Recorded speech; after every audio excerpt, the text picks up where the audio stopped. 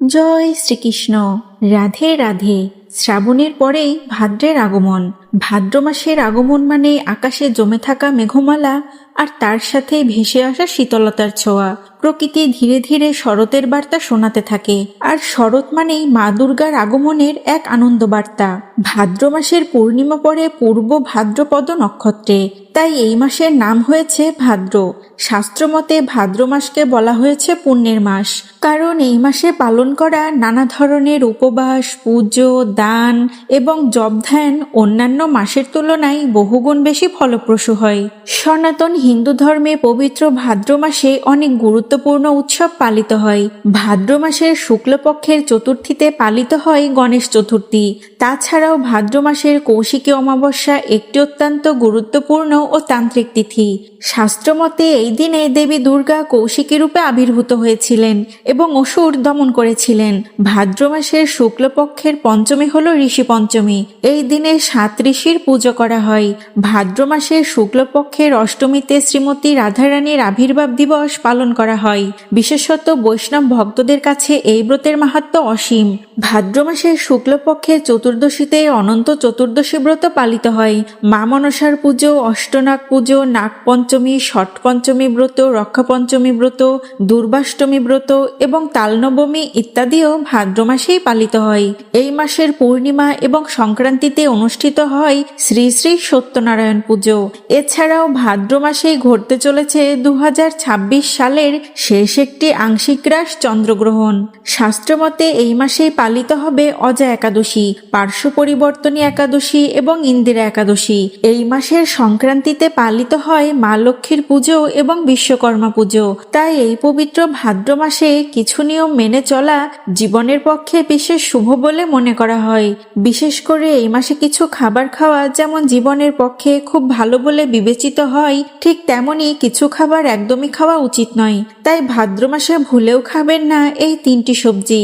নানান রোগ ব্যাধি, চরম আর্থিক কষ্ট এবং সংসারে অশান্তি আর দুর্ভাগ্য আসবেই।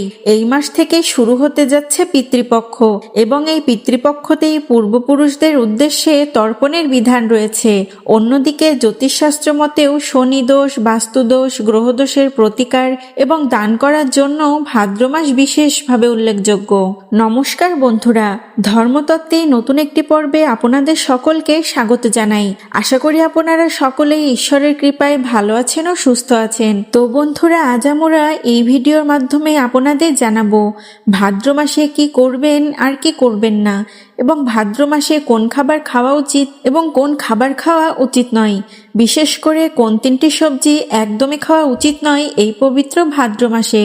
যে নিষিদ্ধ সবজিগুলো খেলে জীবনে ঘনিয়ে আসতে পারে চরম আর্থিক কষ্ট, পরিবারের সদস্যদের লেগে থাকবে নানান রোগব্যাধি, ঘরে এবং বাইরে অকারণে সৃষ্টি হবে অশান্তি, ব্যবসা বা চাকরির জায়গায় আসবে নানান রকম বাধা, রোজগার যেন কমে যেতে পারে, সংসারে নেমে আসবে চরম দুর্ভাগ্য।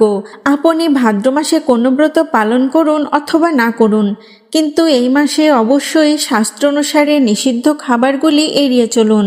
তাহলে আপনার বাড়ি থেকে বাস্তুদোষ দূর হবে আর সারা বছর মা লক্ষ্মীর কৃপা বজায় থাকবে। আপনি আর আপনার পরিবার সুরক্ষিত থাকবেন এবং সুস্থ থাকবেন।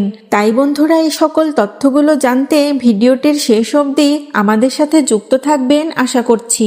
ভিডিওটি ভালো লাগলে অবশ্যই একটি লাইক করবেন, কমেন্ট করবেন এবং শেয়ার করবেন। তো চলুন বন্ধুরা, মূল আলোচনায় প্রবেশ করা যাক।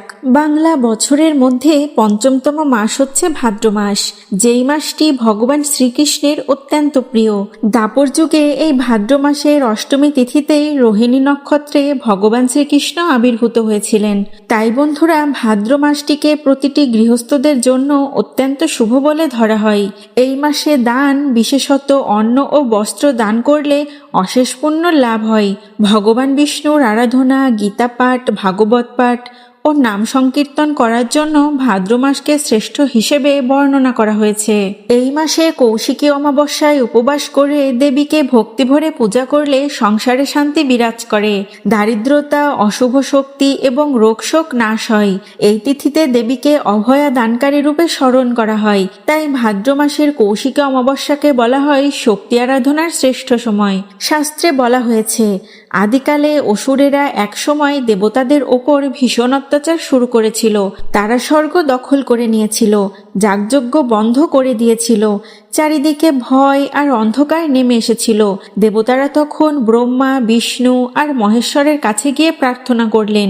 এই তিনজন তখন তাদের দেহ থেকে তেজ উৎপন্ন করলেন। সেই তেজ থেকেই জন্ম নিলেন এক অনন্য রূপসী দেবী, দেবী কৌশিকী দুর্গা। দেবতারা তাকে অস্ত্র দান করলেন একে একে। মহাদেব দিলেন ত্রিশূল, শ্রী বিষ্ণু দিলেন চক্র এবং ইন্দ্রদেব দিলেন বজ্র আর সিংহবাহন। দেবী সিংহে আরোহণ করে এগিয়ে গেলেন অসুর বিনাশে। চণ্ডমুণ্ড, রক্তবীজ, শম্ভু নিশম্ভু সব অসুর দেবীর হাতে বিনাশ হলো। দেবী ঘোষণা করলেন, যখনই কোনো অশুভ শক্তি পৃথিবীতে বেড়ে উঠবে, আমি তখনই আবির্ভূত হব অসুর বিনাশের জন্য। সেই থেকেই এই দিনটি স্মরণ করা হয় কৌশিকী অমাবস্যা নামে। শাস্ত্রমতে এই দিনে দেবীকে দুর্গা বা কালী রূপে পুজো করলে জীবনের ভয়, দুঃখ এবং শত্রুর প্রভাব দূর হয়ে যায়, আর ভক্ত পান শক্তি, সাহস ও অভয়। অনেকে এই মাসে শরীর ও মনকে পবিত্র রাখতে শাকসবজি, বিশেষত নির্দিষ্ট কিছু তামসিক সবজি পরিহার করেন। প্রাচীন ঋষিরা তখন ছিলেন অত্যন্ত পাণ্ডিত্যে পরিপূর্ণ। তারা জানতেন বর্ষায় পানীয় জল দূষিত হয়, পেটের রোগ বৃদ্ধি পায় এবং অনেক সবজি এই সময়ে সহজেই নষ্ট হয়ে যায়। তাই ধর্মীয় ব্রত ও শাস্ত্রীয় নিয়মের মাধ্যমে মানুষকে সেসব খাবার খেতে বিরত রাখা হতো, যা আসলে এক ধরনের প্রাচীন স্বাস্থ্যবিধি। তো বন্ধুরা, প্রাচীনকাল থেকেই ভাদ্র মাসে নিষিদ্ধ সবজিটির মধ্যে প্রথমে যে সবজিটির কথা বলবো সেটি হলো লাউ। এই মাসে বাড়িতে কখনোই লাউ রান্না করবেন না।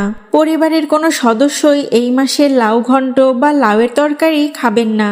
আয়ুর্বেদ বলছে ভাদ্র মাসে শরীরে কফ ও পিত্তদোষ বেড়ে যায়। লাউ হলো ঠান্ডা প্রকৃতির একটি সবজি, যা অতিরিক্ত খেলে দেহের ভারসাম্য নষ্ট হতে পারে। তাই শাস্ত্রে এই সময়ে লাউকে এড়িয়ে চলতে বলা হয়েছে। বৈজ্ঞানিক মতে বৃষ্টির সময় লাউয়ের ভেতরে সহজে ব্যাকটেরিয়া ও ফাঙ্গাস জন্মাতে পারে। ফলে এই সময়ে লাউ খেলে পেটের অসুখ, বিশেষ করে ডায়রিয়া ও বমি হওয়ার ঝুঁকি বেশি থাকে। অন্যদিকে শাস্ত্রমতে ভাদ্র মাসে লাউ খেলে বাড়িতে রোগব্যাধি লেগেই থাকবে। সুতরাং এই মাসে কোনোভাবে লাউ দিয়ে কোনো খাবার আপনারা মুখে তুলবেন না।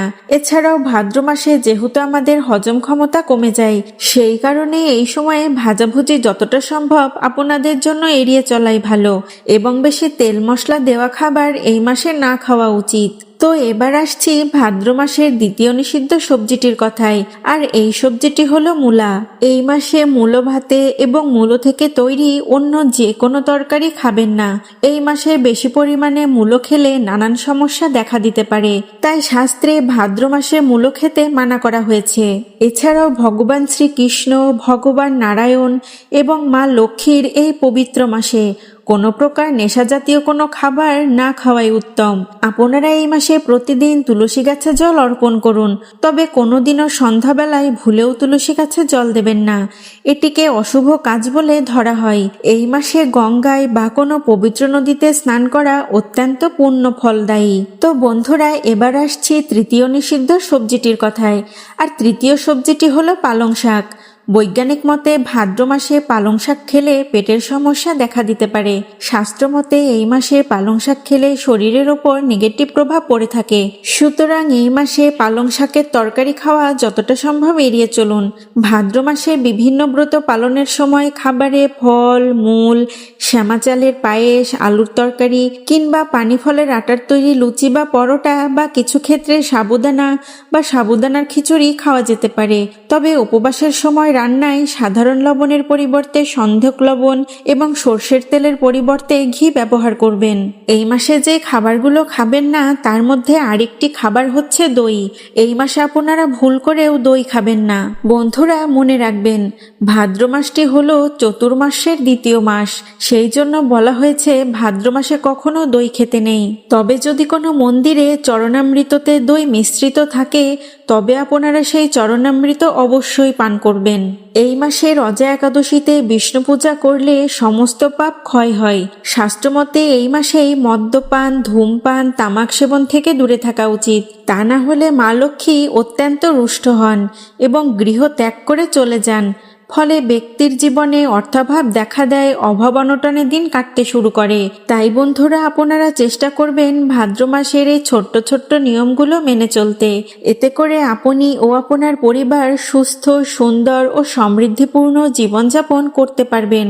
তো মূলত এই ছিল আমাদের আজকের ভিডিওটি আপনাদের কেমন লাগলো তা কমেন্ট করে আমাদের অবশ্যই জানাবেন। ভিডিওটি সম্পর্কে যে কোনো মতামত আমাদের অবশ্যই জানাবেন, কেননা আপনাদের মূল্যবান মতামতই আমাদের নতুন নতুন কাজের অনুপ্রেরণা জাগায়। আমরা নতুন বিষয়ে ভিডিও তৈরি করতে উৎসাহিত হই। ভিডিওটি ভালো লাগলে ভিডিওটিতে অবশ্যই একটি লাইক করবেন এবং কমেন্টে অবশ্যই লিখবেন জয় শ্রীকৃষ্ণ, জয় মা লক্ষ্মীর জয়। ভিডিওটি শেয়ার করতে পারেন আপনার সকল বন্ধুবান্ধব ও আত্মীয় স্বজনের সাথে। এতে করে তারাও এই বিষয়গুলো জানতে পেরে উপকৃত সমৃদ্ধ হতে পারবেন। আর যে সকল বন্ধুরা এখন আমাদের চ্যানেলটিকে সাবস্ক্রাইব করেননি তাদেরকে অনুরোধ করব অবশ্যই আমাদের চ্যানেলটিকে সাবস্ক্রাইব করবেন এবং সাবস্ক্রাইব করে পাশে থাকা নোটিফিকেশন বেল আইকনটি অবশ্যই প্রেস করে রাখবেন। এতে করে আমি যখনই নতুন কোনো ভিডিও পোস্ট করব তা সবার আগে চলে যাবে আপনার কাছে। আর আপনি এরকম ধর্মীয় বিভিন্ন রকম তথ্য খুব সহজেই জানতে পারবেন আমাদের চ্যানেলের মাধ্যমে। সকলে নিয়মিত অবশ্যই ভগবানের নাম কীর্তন করবেন, তার আরাধনা করবেন ও প্রার্থনা করবেন। তো ভিডিওটি আজ এখানেই শেষ করছি। সকলে ভালো থাকবেন ও সুস্থ থাকবেন। জয় শ্রীকৃষ্ণ। রাধে রাধে।